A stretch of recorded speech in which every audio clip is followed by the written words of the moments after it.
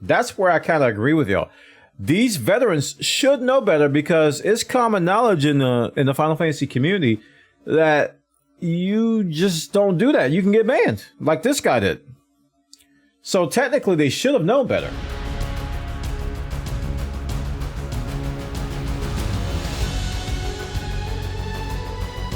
For our story, we're going to talk about Asmon again. It's no surprise to a lot of us that play Final Fantasy XIV. If you haven't been following the story, Asmongold is a very, very popular WoW streamer. Your boy decided to stream Final Fantasy XIV on July 3rd, and it was met with a huge, huge response. 200,000 people plus.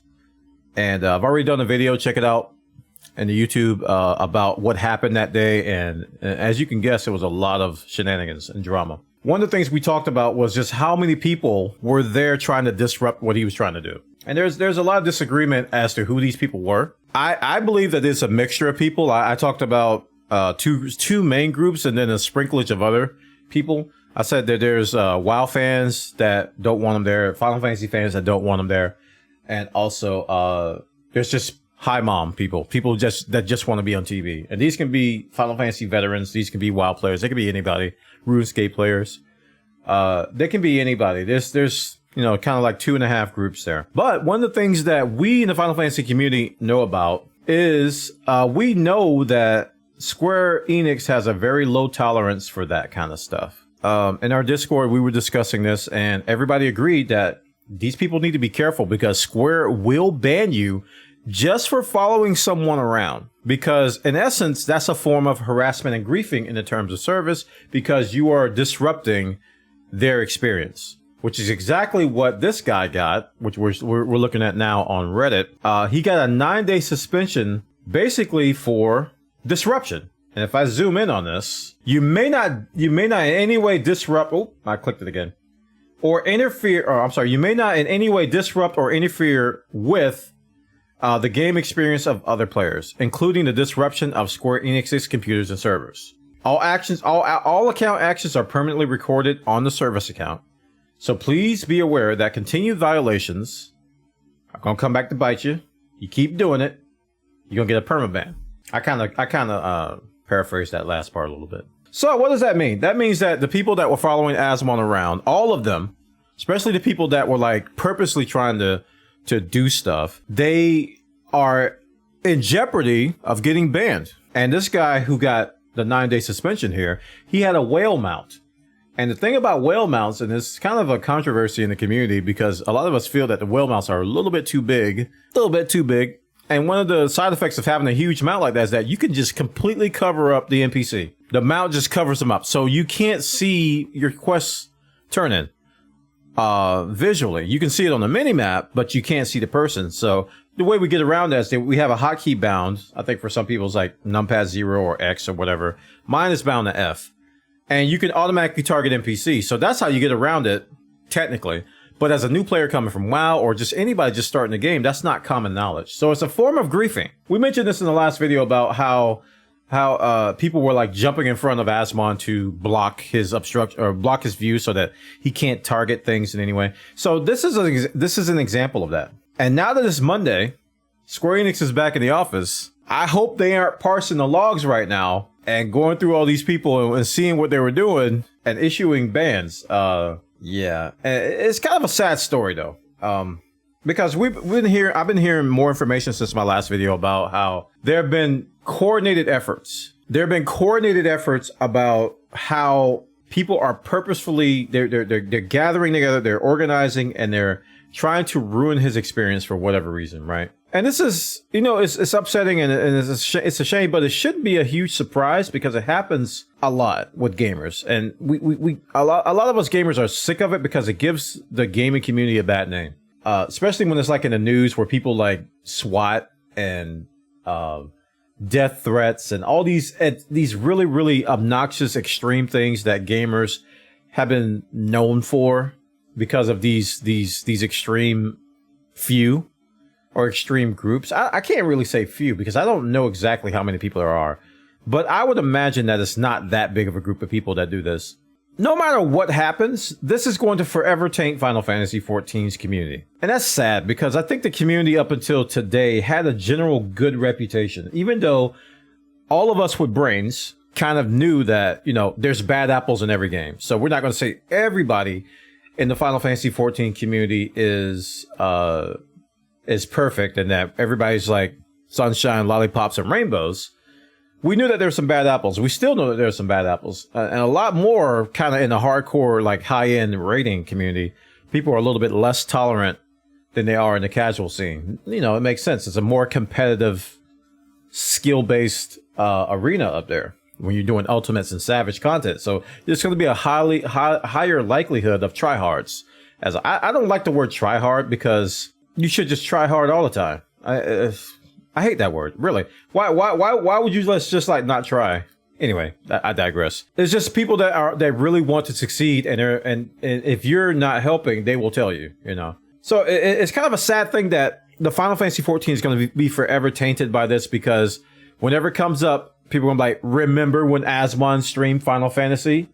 You saw that? That was the Final Fantasy XIV community, and it's going to forever taint us. And we don't know who it was exactly. A lot of people are saying, oh, people had hard to get mounts and they had hard to get titles, so it must have been the Final Fantasy XIV community.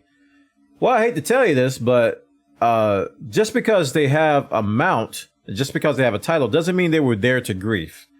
Like I said, there's another group of people out there that just want to be on TV and show off their mount.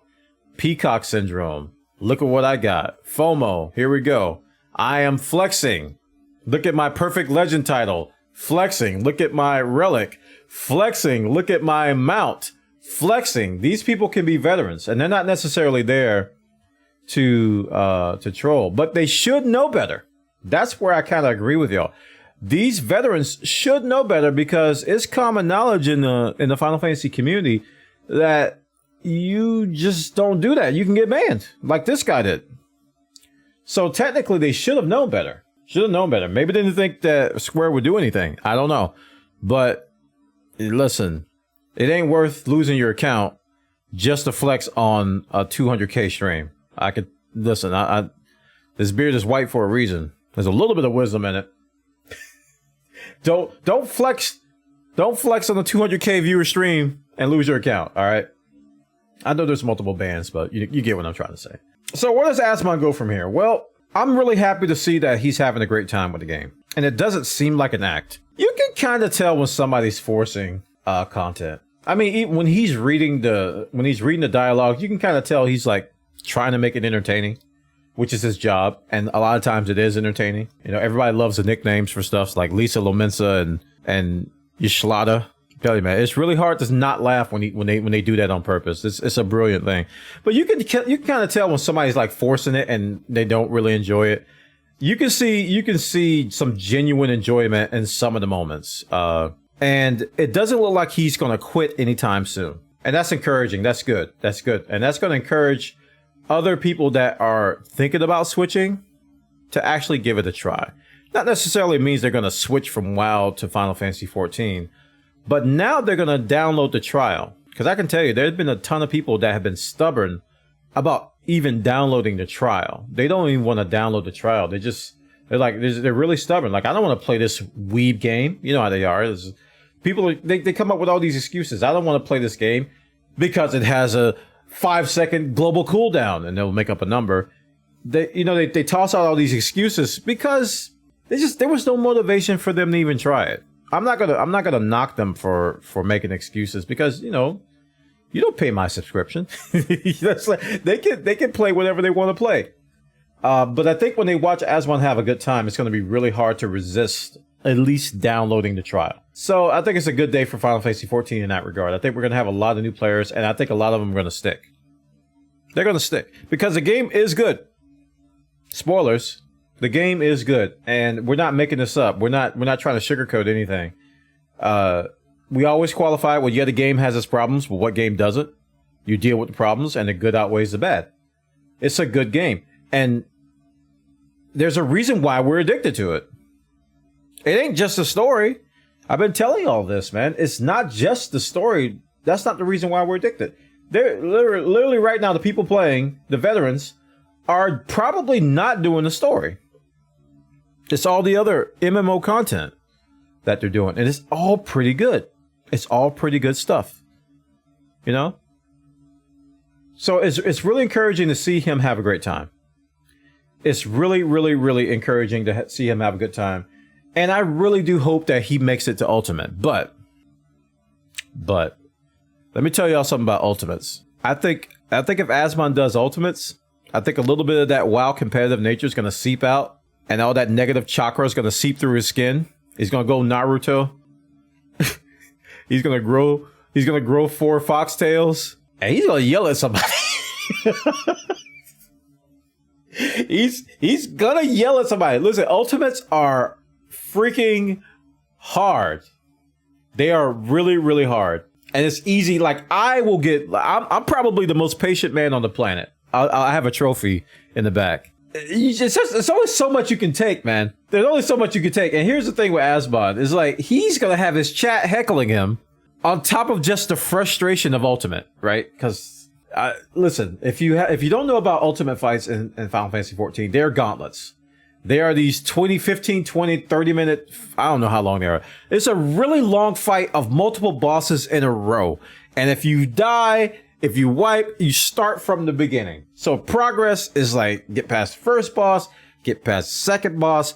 And if you ask anybody that has done the latest Ultimates, they will tell you that Pepsi Man has killed their static. What are these words coming out of your mouth? One, I don't, Pepsi, what does Pepsi have to do? Pepsi Man has destroyed statics. It's a thing. That boss has single-handedly made enemies of friends. It's difficult. Like I said, I hope he gets the Ultimate, but man, I don't think he's going to be able to control himself. I don't think he's going to get banned or anything, but I think you're going to see some good old-fashioned gamer rage. I think you're going to see that. This is not a ding against Asmon. It's just a thing, man. Everybody who's done Ultimates knows what I'm talking about. It can be 10 times as frustrating as Savage. It really can. And this is not a ding against the game either, because this is supposed to be the hardest content in the game. And they design it to where you got to be skillful. Like, if you don't know about Ultimates, they downsync you, they downscale you to a certain item level. You can't overgear for it. The only thing you can really do is use the current food, the food buffs, and the current expansion for the older Ultimates, right? So you might get a little bit more stats, but it's not like a super big buff. So the content is purely designed not to be cheesed, and it is really difficult. He saw this, Asmon saw this, he says, I want to complete the Ultimate. I'm like, dude, I hope you do, because I want to watch that. Because it's fun to watch. Don't get me wrong. Listen, I'm a streamer, so I know from a viewer perspective, when the streamer wipes over and over again, we're eating popcorn, man. It's fun to watch other streamers wipe. So I'm really happy with how things are going with him. It sounds like that he's going to continue. He is going to go back. Asmon is going to go back to WoW on Tuesday, I think, for the new raid. The new raid is coming out in WoW 9.1, and that's expected. I know there's going to be the superlative crowd to be like, oh, I guess he's done with Final Fantasy. Ha ha ha, your time's up. He's going back to WoW. You know how people are. They're petty like that. But he said it from the get-go that he was going to play WoW when the new raid comes out. So he'll be doing that. And, I'm hoping he can split his time and get to 50 and begin to see how good Warrior... Listen, it warms my heart to see him playing Warrior. I am a Warrior main. I love the axe. I love the way of the axe. I like the fell cleaves. The fell cleaves. The fell cleaves. The fell cleaves. I like the fell cleaves. I like the sustain. I like all the heals. I don't need nobody. Healer, hi, how you doing? I don't need you. I kind of do, but I don't. I love the Warrior. But I'm glad to see that he's kind of focused on the Dark Knight. Because I think Dark Knight is a fun class. It is. It's a fun class. I think it is. I think it's a fun class. And I think he's going to have fun with it. And it's good to see him pick up on tank mechanics, too. I watched him do Sastasha, and I watched him do Copper Bell a little bit. And he's picking up on the mechanics. He is. I don't think he quite understands the notion of a limit break, but nobody does at that level, really. Because limit break is something that is WoW has nothing equivalent to a limit break. So I think he'll understand that as a tank, you just will never limit break. That's just the way it goes. You pretty much will never limit break. There's very rare times where a tank limit breaks. It's the healer limit breaks when we're wiping, and then every other time it's a DPS. It's like, that's what you're going to see the most. And it's good to see that he's having a great time with it. I'm happy for him. And I hope he's playing right now. I really do. I hope he's playing right now. I hope he's progressing. I really don't think he needs to do all of the story on stream, even though he probably will do that. But I hope he's progressing, and I hope he's like grinding, and I hope he's getting gear, and I hope he's learning the UI and, you know, tweaking settings. Because let me tell you, as a streamer, it's really easy to do that while you're not live. It's really easy to go into the settings and look around and read things without having to worry about the 12 programs over here, your chat here, your mods, your OBS, your microphone, your equipment. You're monitoring all this stuff while you're live. But when you're offline, you can focus on just what the game is doing. So kudos to Asmon. I'm glad that Square is taking action with suspensions.